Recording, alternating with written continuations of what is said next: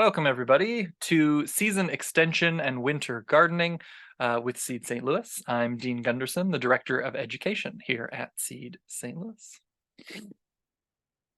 So first, I want to do a couple definitions, like I always do at the beginning. So when we're talking about winter gardening, there's kind of two different things that we'll be talking about. And I kind of break them up into what I call winter gardening and then overwintering crops as like a separate category. So we're going to talk about one and then the other here in a little bit. So winter gardening is a type of gardening where you have crops that you plant in the fall, like right now, in order to harvest in the winter. So you're harvesting them during the winter season. So it's very similar to fall gardening, which is a class that we just did a couple weeks ago.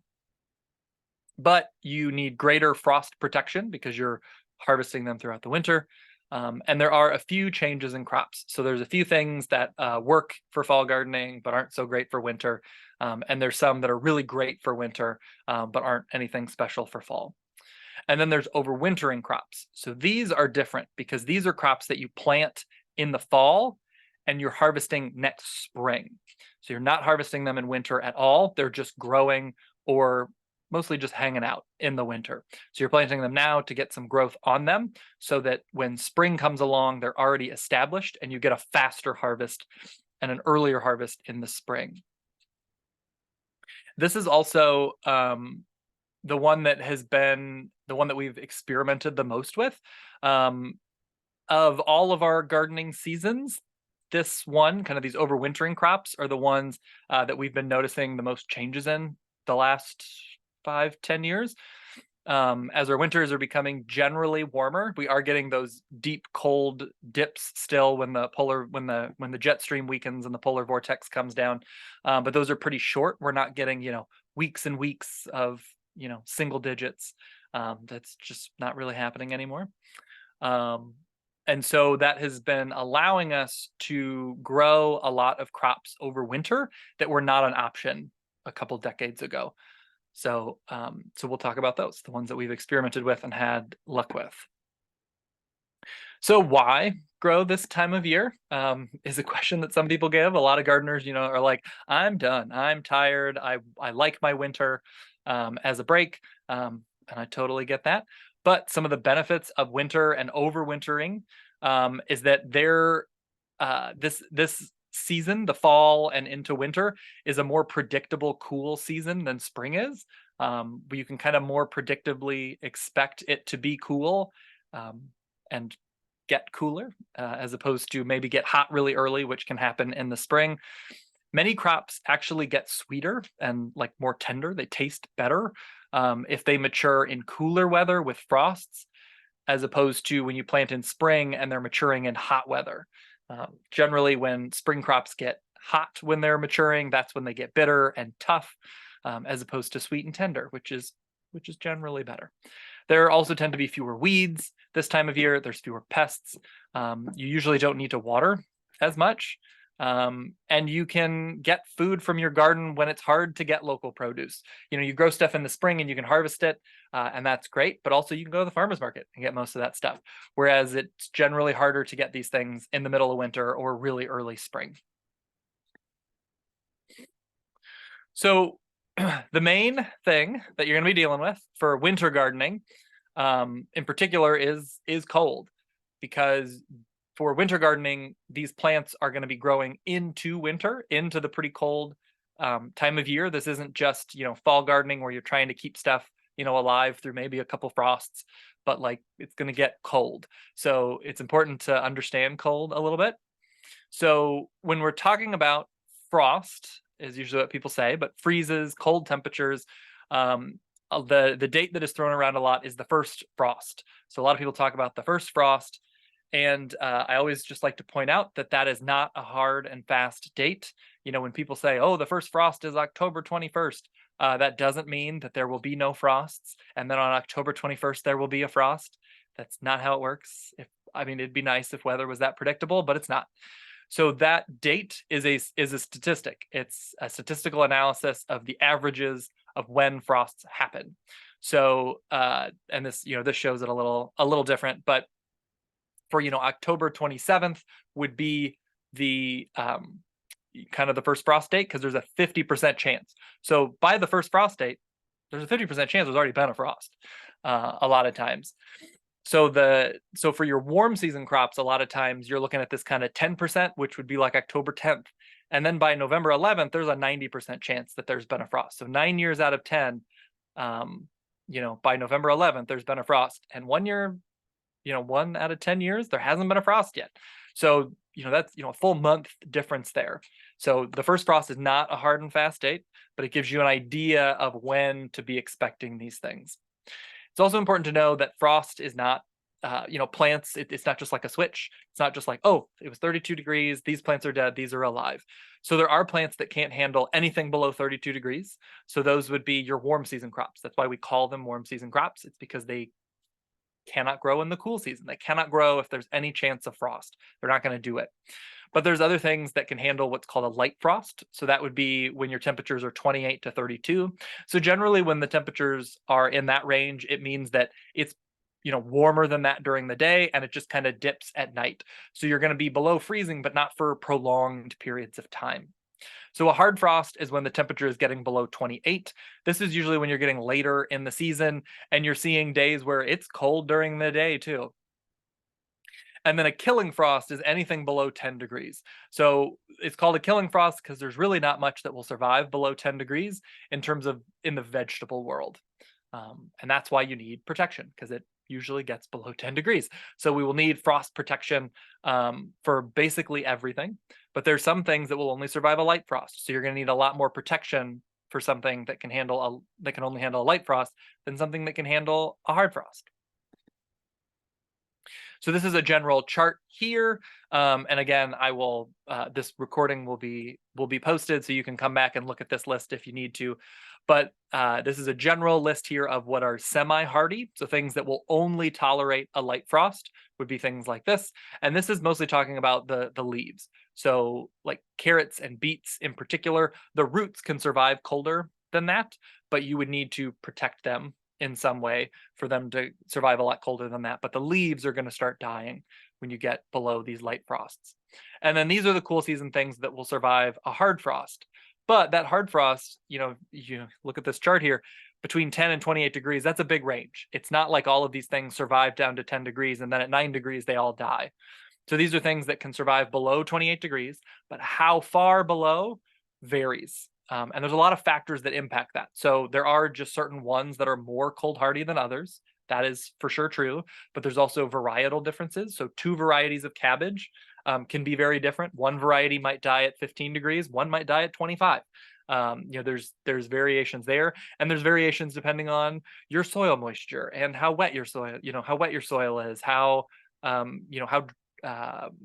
much airflow there is, if it's snow, if there's ice, if there's different things that can impact where. But this gives you a general idea of kind of how much cold they can take.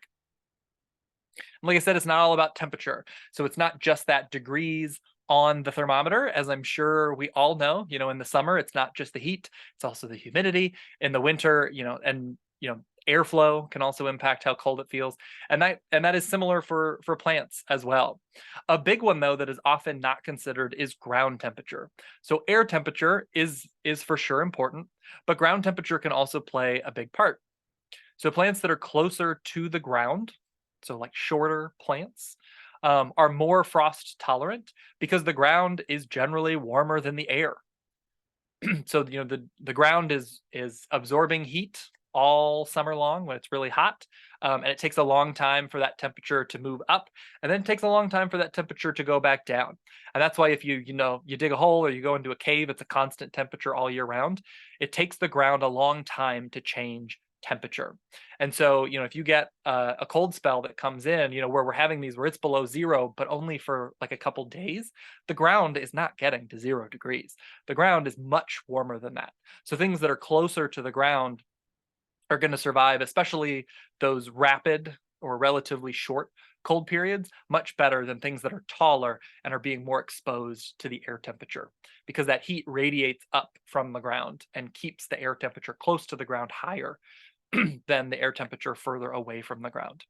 Humidity is also important. As we know, when it's humid outside, it feels hotter.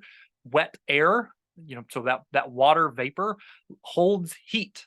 And so when the air is humid, even if it's really cold, which is generally, usually it's pretty low humidity when it's cold, but if it's humid, it's actually, the plants are not going to suffer as much cold damage. And it also helps reduce frost's drying effects. So the cold air, because it's so dry, can also cause almost like a freezer burn kind of thing on your plants. So higher humidity can help with that. Air movement also impacts how hardy things are, what the air temperature is going to do to your plants.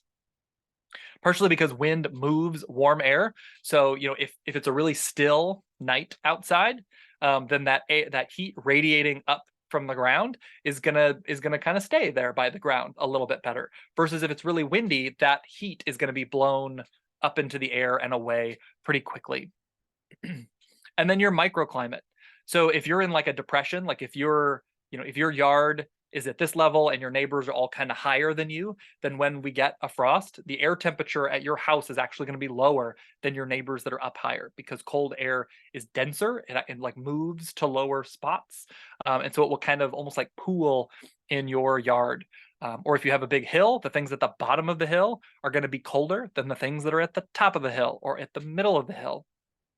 But you also have to consider, if you're at the very top of a hill and you're exposed to wind, that's going to actually make it colder, even though it's at the top of the hill.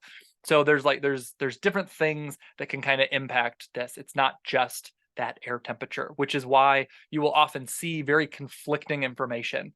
If you try and Google how cold hardy is cabbage, and this is why I didn't put that number on the last slide, you will see numbers all over the place, because what actually kills it, what air temperature, depends on all these other factors too. And it's almost impossible to factor all of those in. The other thing that's really important to know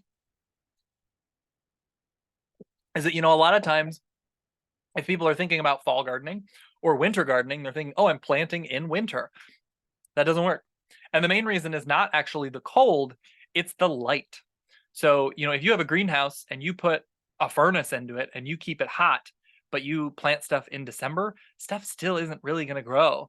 Not because it's not warm, you could keep it room temperature in there, but there's just literally not enough energy coming from the sun for these plants to grow. Because remember, the sun, that photon energy, that light energy that is coming from the sun hitting the leaves, is where the plant is actually getting its food. That's how it's producing the carbohydrates that it builds its cell structures out of. And so if there's not enough light, it just physically can't grow. So there's a phenomena that is sometimes called the Persephone days, which are the days of the year when there is not enough light for plants to grow, for the most part. They can still grow a little bit. You might see some things growing, something, better than others. But for the most part, when the length of day gets below 10 hours, plants are going to stop. So the Persephone days are the days of the year when you have less than 10 hours of light.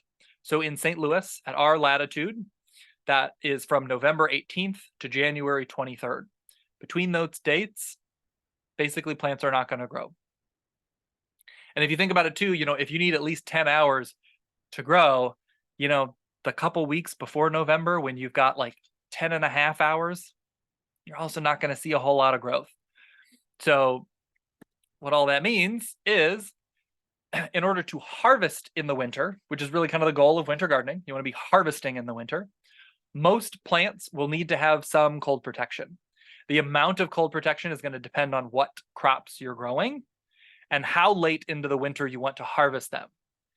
But also, plants will have to be grown before winter in order to have crops that are mature enough to harvest in winter.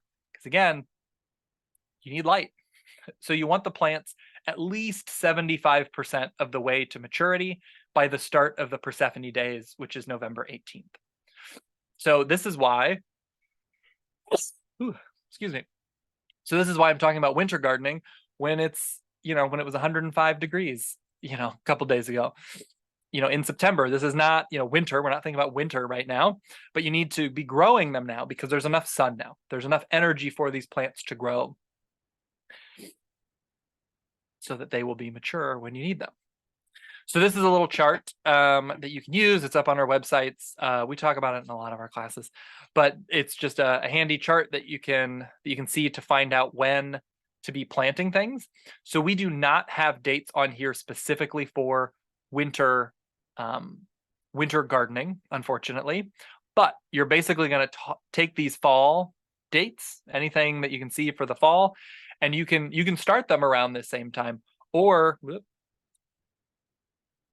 you can go to about a month later, which is why we're talking about that now. So you could transplant instead of the beginning of August, the beginning to middle of September would be okay to be growing some of these things for winter.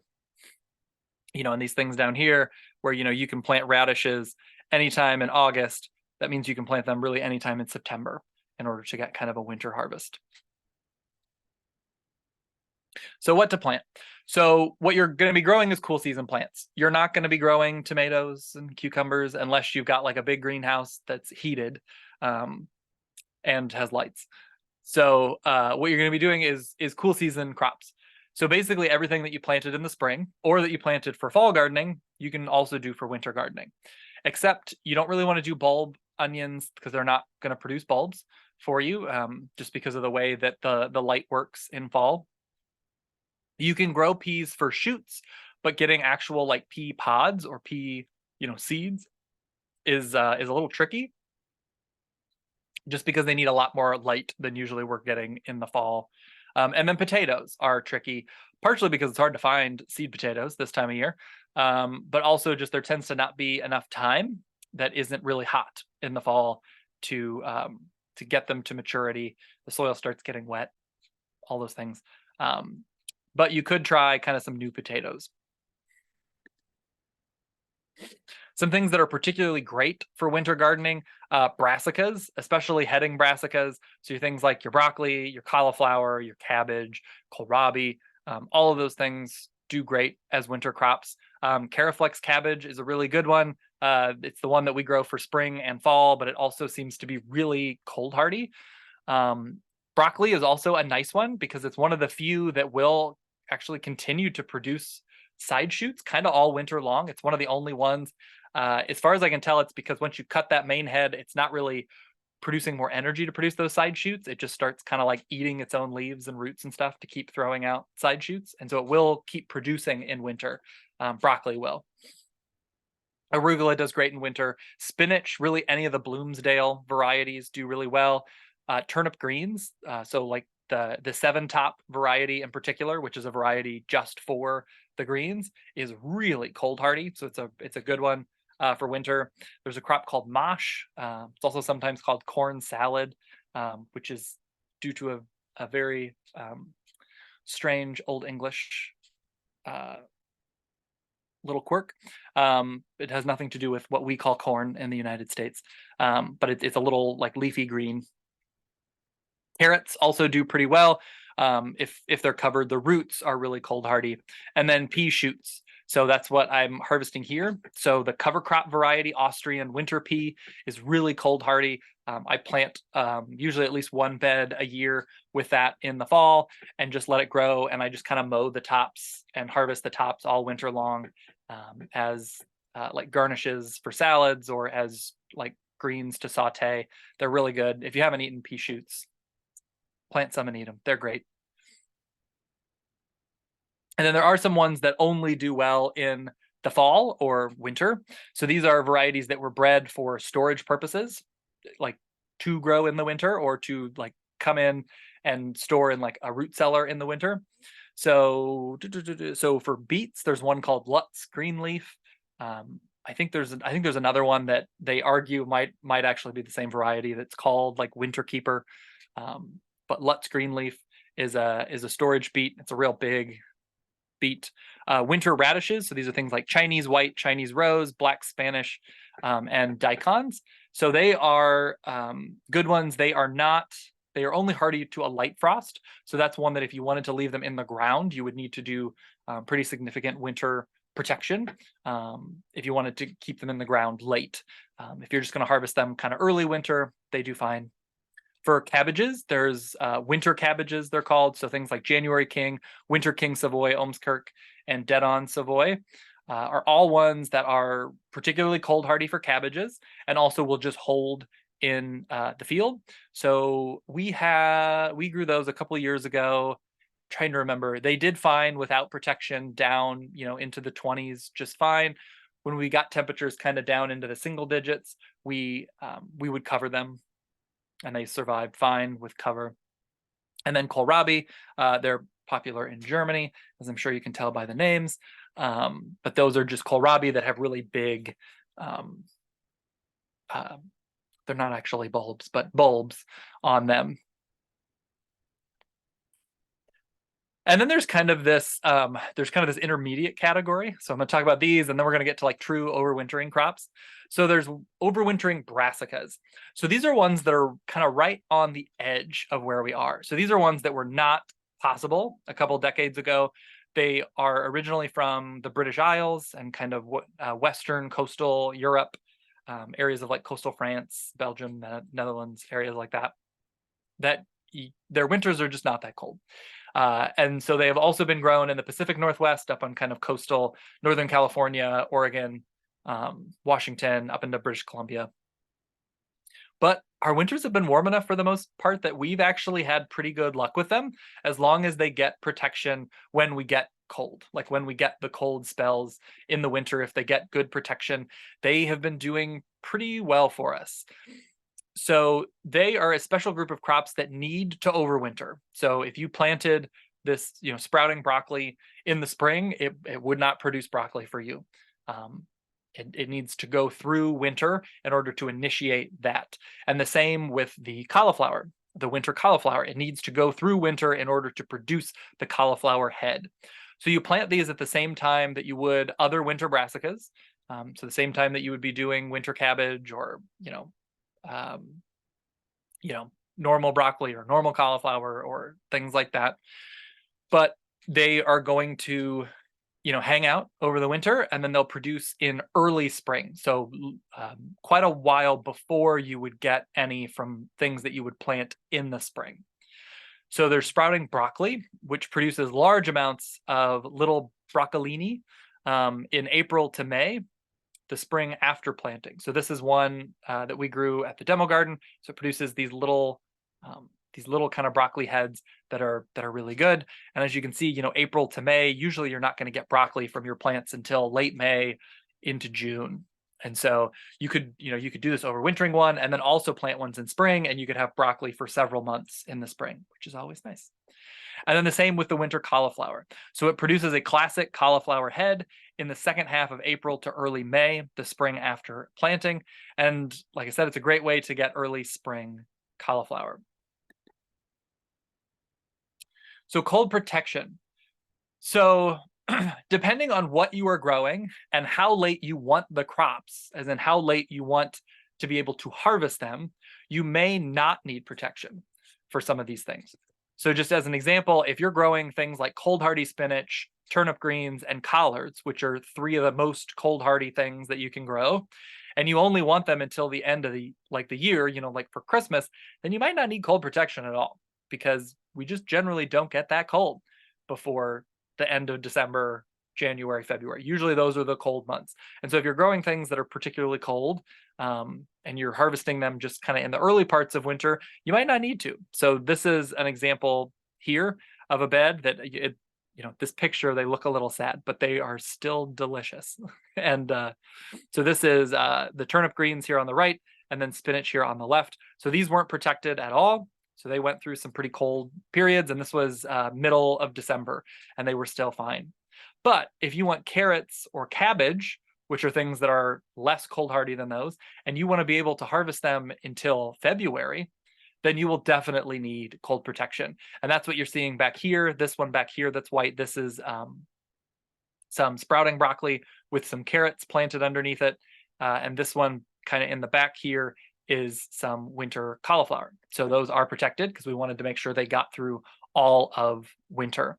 And you will always want cold protection for something that you want to harvest all winter long, because if you don't, there's always the chance that it's going to get really cold, it'll die, and then you lose that opportunity. So it's best to plan for that and then not need it than to, need it and not have it. So there's several different ways to provide cold protection. One of the most basic ones, and the one that I talk about in, I feel like, all of my classes at this point, is mulch. So mulch is just any dead plant material. My favorites are leaves, especially for winter gardening. You're probably raking a lot of leaves from your yard. Put them to work. So a good 2 to 6 inch layer, so 2 to 6 inches, big thick layer of mulch over the soil surface around your plant stems and everything, helps to moderate the temperature swings and can provide a few degrees of temperature protection, particularly for the soil. It helps keep the soil warm longer because that fluffy mulch material acts as an insulation layer, it acts as like a blanket. And so the heat is not going to radiate as quickly out of the soil as you go into winter. So it's going to keep the soil a little bit warmer than if there was not mulch there. And so the things that you want to mulch is everything, but especially all crops that you want to survive through the winter. It's best to mulch them because, again, it helps keep that soil warm longer, which is going to provide more protection for you.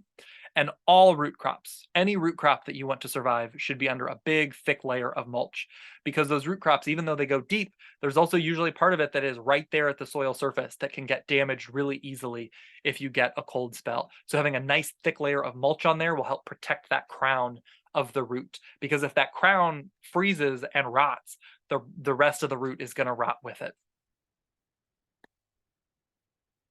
So some other things that you can do, because mulch is not going to be enough for most things, especially if you want to harvest all winter long. One of the best options, if you have a large area that you're wanting to protect and not just like, a couple plants, are low tunnels. So low tunnels consist of a heat trapping fabric or plastic and hoops to hold that heat trapping material up so that it is not laying on the plants. You will also need something to hold the fabric or the plastic down so it doesn't just blow off. You will need to vent them because it's basically just a little greenhouse. So this person built one that like the whole thing lifts up. But if it's closed and we have a day in the middle of winter where it's 75 degrees, which, happens now, it's going to turn into an oven in here and your plants are going to roast, which you don't want. So on days that are nice and sunny and aren't particularly cold, you need to kind of actually open that up a little bit or vent it a little bit so it doesn't get too hot inside there.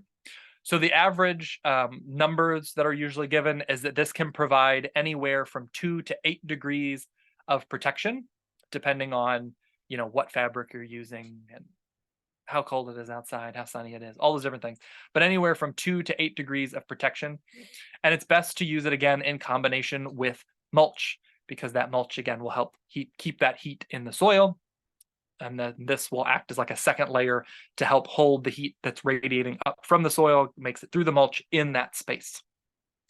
And it is, like I said, the best protection for large areas or whole beds or big long rows or something, because you can make these as long as you want. You just need a longer piece of plastic. So to build one, you'll need a couple things. You will need a hoop of some kind, so some sort of material structure to hold the plastic or the fabric up off of the plants, because if it is laying on the plant, that where it's touching that is still going to get really cold. You're not going to get the protection if it's touching it. So a lot of times what you'll see is if you lay the plastic over plants, you'll see that everywhere that the plant is touching the plastic will be dead, like will be burnt, and then the stuff lower down will be alive. So you don't want the plastic actually touching the plants. You want it kind of hovering over. So you can use things like stiff wire. So that's what this is here. It's just like a wire material that you push into the ground and then you drape the plastic over. You can use pre-bent wire. So they do sell them already bent into hoops, which are really nice. You can buy those online. We also sell them from our store online. You can use metal conduit, which if you are wanting to build one that you know, like I'm gonna want this for a long time or indefinitely, or you're not just like experimenting, but you're like, I'm going to do this. This is like a thing that I'm really into.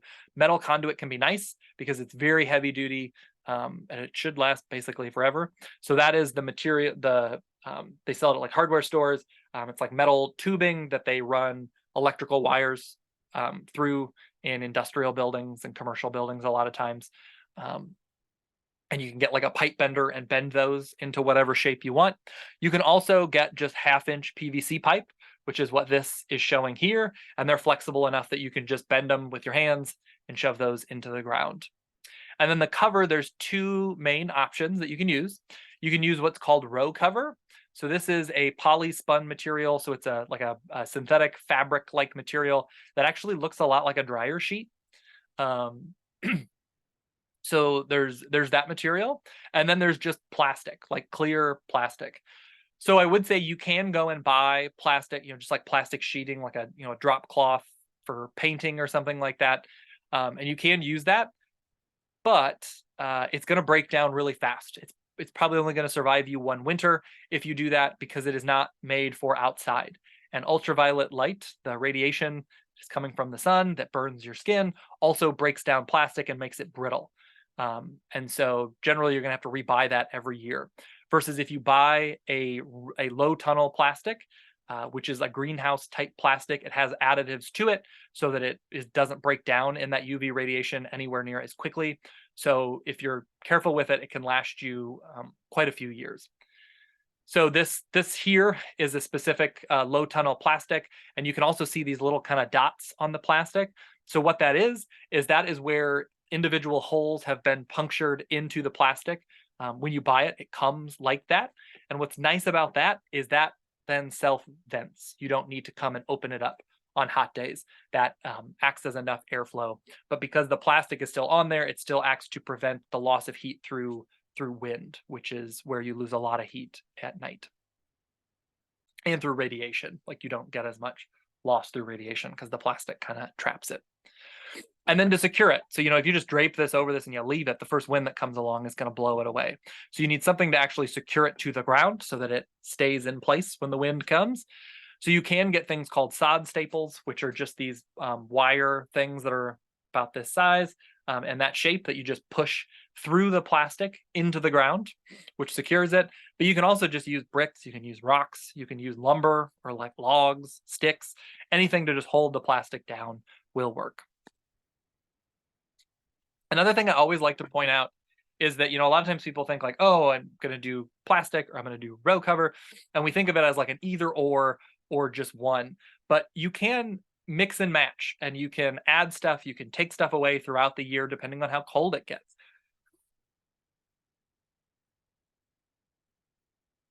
So you can double up on coverings or add extra insulation during particularly cold periods. So if you have something that you're like, I'm going to put some row cover over it, but then you look and you're like, oh my gosh, it's going to be below 0 for the next 3 days.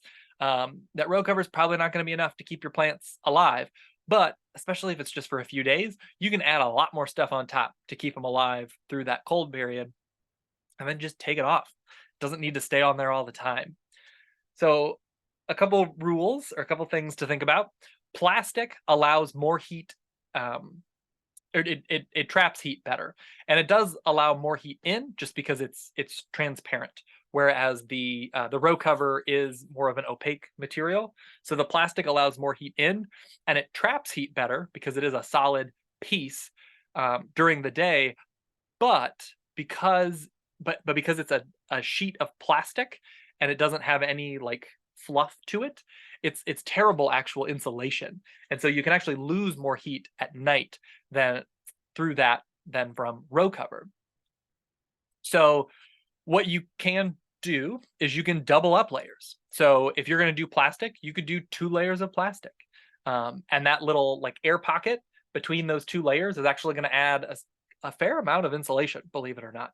Or you can get the best of both worlds, and you can put row cover on, and then you can put plastic over the top of it, and you can do that, and that's going to bump up your cold protection. And if there is, like I said, if there's a particularly cold night, you can also add insulation that doesn't even allow light in. if it's just for a few days. You can't do this all winter long because your plants will die because they don't have any light. But if you've got something, like again, like I said, if it dips down below zero for a couple days, go out there. You can put some blankets, some towels, some sleeping bags, some old sheets. You can just put more of that insulative material over the top of your row cover, and your plants will be fine for a couple days without light or minimal light for a couple days. And so put that on there, and then when the cold spell kind of passes, go and take it off. You don't need to have one or the other. You can add stuff, you can subtract stuff throughout the winter to keep your plants alive. Another option though are cold frames. So cold frames are pictures of various options up here. They're also sometimes called mini greenhouses. The distinguishing factors from low tunnels is that they have solid walls, and then just transparent material on the top is generally how cold frames work. They offer more protection than mulch alone, and also more protection than low tunnels because they tend to be more airtight. But especially because they're more airtight, they must be vented. Your plants will roast in there on sunny days if you don't open them up in some way when it's a bright sunny day. And they have to face south. Usually they're sloped, and so you want that slope to face south so that they can get the sun, which is low in the southern sky in the winter. There are some that you'll see like this where it's flat on the top, and then it doesn't really matter which direction you're oriented because the sun has got to come in the top. So these, especially these ones that are, made more like this, not as much this one, but ones like this tend to look a little nicer. So a lot of times people like the idea of them a little better, but they are way more expensive and they are a lot more work to build if you're going to build one. And they're also a little tricky to use because they tend to not be very mobile. So you kind of need to grow stuff in there and then like dig it up and move it, or grow it there and then you have a different bed for your summer crops or something like that. The movable ones tend to be relatively small because they're pretty heavy. So this is, one here, and you can see just, like these are some pepper plants over here to the right, and some flowers over here. And so you can kind of get an idea, like this is not a huge space, but this thing is heavy. Like this thing is not easy to move, but you can see there's not a whole lot of plants you can fit in there. So the bigger ones like this tend to be not movable. They're, permanent fixtures.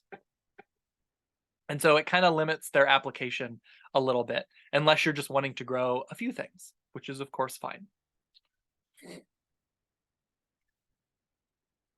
And then there are lots of other frost protection that people might not call a low tunnel, or they might not call a cold frame, but many of them are designed with the same principles. You'll see lots of ideas online of things that people will talk about. As long as they're kind of using that same principle in terms of like there's some sort of transparent material that's allowing sun in, but keeping the heat in, and there's a way to vent it. You need to make sure that the design has a way to vent it so that you don't overheat. They should all basically work similarly. One that I didn't talk about is cloches, which is something that you'll see a lot of times where people will be like, oh, I'll cut the bottom off of a milk jug and I'll stick the milk jug on the top. Those work really well in spring. They tend to be a little hard for winter gardening because how many of your plants are small enough to fit inside a milk jug without touching the walls at a mature size? Like there's not many of them. But if you have little things, if you're growing like maybe little individual arugula plants or something like that, then that might work just fine.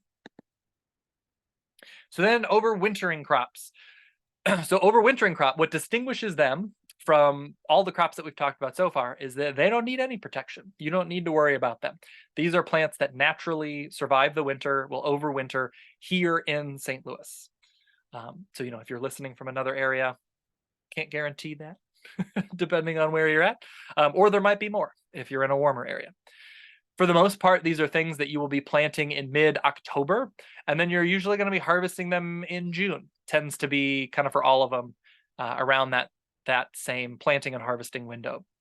When we're talking about crops, we're mostly going to be talking about alliums for the vegetable garden. So things in the onion family. But there are some fun things to grow. There's some grains that you can grow and like process on a small scale, and also some pulses. So these are things like beans, peas, lentils, things like that you can also grow. And I'll talk about those just very briefly at the end because they're not a big part of what most people are gonna be doing. So winter alliums. So these are the crops like garlic, elephant garlic, walking onions, shallot, and potato onion. So some general rules for all of them. They are all heavy nitrogen feeders. They all need quite a bit of fertility in the soil to grow nice and big. Lower nitrogen just means you're going to get a smaller harvest, but they respond really well to rich soil. So it's best to add compost before you plant, like a nice thick layer of compost or rotted manure or something like that, to give a good rich organic matter, nice nitrogen boost to your plants. And then some people will fertilize them in the spring with blood meal or some other kind of natural nitrogen fertilizer as well, because they do really like nitrogen. They also, none of them like weeds. They all grow, as just kind of little skinny little plants, and so they can't compete well with weeds. The weeds can pretty quickly come in and take advantage of all of this space in between them. So it is useful to weed often. And as with all things, heavy mulching in the winter is really helpful, not only to keep their soil warm, but also to keep the weeds down. So first we'll talk about garlic. So this is probably the most popular overwintering crop in vegetable gardens in St. Louis, hands down. And there's a few different types. So there is hardneck garlic. So hardneck garlic is the type of garlic that will produce a scape. So these are scapes. If you've ever grown garlic, you might have seen these crazy looking things come out the top. So if that came out of the top of your garlic, then you had a hardneck garlic. So if you take a bulb of hardneck garlic and you slice it this way, this is what it would look like. You're just going to see one ring of cloves, and then in the center, you're going to see this hard little pithy circle. So that is the base of the scape. So scapes, if you're growing hardneck garlic, should be removed and eaten. They're delicious. They taste just like garlic, but it's like a green vegetable, and you get them earlier than you can harvest the bulb. So they're really good. And we have a good video showing how to remove the scapes in the way for you to get the most food from it. There's also softneck garlic. So softneck garlics do not produce scapes, which makes them easier to braid. If you like braided garlic, you want to grow a softneck garlic. They also have 2 or more rings of cloves, so the cloves tend to be smaller. But you'll see you would see something like this, and then you would see another ring around it. But each individual clove is going to be smaller. The hardneck garlics have a more pungent flavor. So if you really like garlic flavor, hardneck is probably the way to go for you. Softneck garlic tastes like grocery store garlic. The garlic in the grocery store is basically all softneck garlic. So if you really like grocery store garlic, you want softneck. If you like a more pungent, kind of spicy garlic flavor, go for the hardneck. And then there's elephant garlic, which is a bit of a tricky one because it's not actually garlic. It does produce a bulb that looks like garlic and tastes like a mild garlic, and it's huge. I mean, like really big. But it's actually a subspecies of leek. So it too produces a scape, but it's not very good. It's very woody, and it produces these big, beautiful purple flowers. And so I usually just let it go to flower just because I think the flower is pretty. And then I also like to point out green garlic and kind of the idea of perennial leeks. So so you can grow garlic and harvest the bulb for sure, but you can also grow it and harvest it when it's small, and you can eat the whole plant. You can eat, the leaves and the immature bulb just like you would, a scallion or a green onion. It's kind of the same idea. You can eat green garlic. And for elephant garlic, which is, as I said, a leek, you can grow it, and instead of harvesting the bulb, you could leave the bulb in the ground, and you can chop off the top, and it's basically a leek. And then next year, it'll send up another one from the bulb, and you can just keep harvesting leeks. But if you're wanting to harvest for the bulb, which is, I'm sure, what most of you are wanting to do, the general rule of thumb for these is when the bottom 2 leaves, so, down here, like when this leaf and this leaf is dead, like brown and dead, like usually this one will then be yellow, that's the time to dig. You do not want to wait for the whole thing to turn brown and dead, because if you try and dig it up at that point, the bulb will kind of fall apart. And by the time that the bottom 2 are dying, you know that it's not really going to get any bigger. So that's your cue. When the bottom 2 are dead and kind of the next 1 or 2 are yellow, dig up the bulb for all of these. Shallots and potato onions are very similar to each other and grow almost exactly the same. Really, the only difference is the shape and taste of the bulb. So shallots are teardrop shape, whereas potato onions are an onion shape. Potato onions taste like a classic onion and tend to store longer than shallots, and shallots taste like shallots. So they just have a little bit different flavor. So this picture over here, most of us probably know what shallots are. You can see them at the grocery store. This picture is what potato onions look like. These are little ones, but they'll get about yay big. You're not going to get a real big onion bulb from potato onions. But they produce these clusters of onions, so you can get a pretty good yield from them. And then you harvest when the tops flop over, just like a normal onion. So when the tops are kind of laying on the ground like this, that's when you know it is time to harvest them. So for your potato onions, your shallots, and then all of your different types of garlics, the harvesting and curing process is the same. So you want to carefully dig up those plants so you don't cut into the bulb. So give it, don't go real close. Try and give your plant some nice big space to get the shovel in there and dig it up and kind of lift it up to try and get the root out without cutting the bulb or nicking it on the side. Lay or hang them up somewhere out of direct sun and sheltered from the rain, but also with plenty of airflow. So I like to do them to lay them on a porch, which is a nice spot that's protected from rain, but usually gets good wind and airflow. You can kind of hang them up if you have like an outdoor space, or you can hang them up in I don't know, a garage or something if you have to. But if you have an outdoor space that's sheltered, that's the best. And then you want to leave them there for at least 2 weeks to dry and cure, at which point all the tops should look thoroughly dead. And at that point, you can cut off the tops and clean the dirt off the outside. You don't want to peel off the dried skin. Like you can peel off, a layer so there's not big clods of dirt, but you don't want to like peel off all the dry layers, because those dry layers are going to help it store longer. And then you want to store all of your clean bulbs, onions, shallots in a cool, dry place, but a humid place. So dry as in like you don't want like dripping water or something, but so usually basements are a good spot to store them, unless you have a root cellar, and then root cellars are good. So walking onions are another one that is a bit unique. They have lots of different names. They're also called Egyptian walking onions. They're called tree onions. They're called top-setting onions, but they're all the same thing. Sometimes they're called multiplier onions, which is also the same thing. They are actually a natural hybrid between bunching onions, which is like your scallions, and shallots. You can, I'm supposed to say, you can plant now, or you can wait until mid-October. Either way, they're pretty much indestructible. The best way to use them, in my opinion, is as a self-propagating green onion. You're not going to get a big bulb on them. That's not what they're good for. What they're good for is as a green onion or a scallion. So something like this. So, you can, like this was, one of these little tiny bulbs at the top, you stick it in the ground, and within a year, you'll get a big clump of stuff like this. And then you dig it up and you peel off all this dried, ratty stuff on the outside. And then you've got these big, delicious, beautiful green onions that are really good.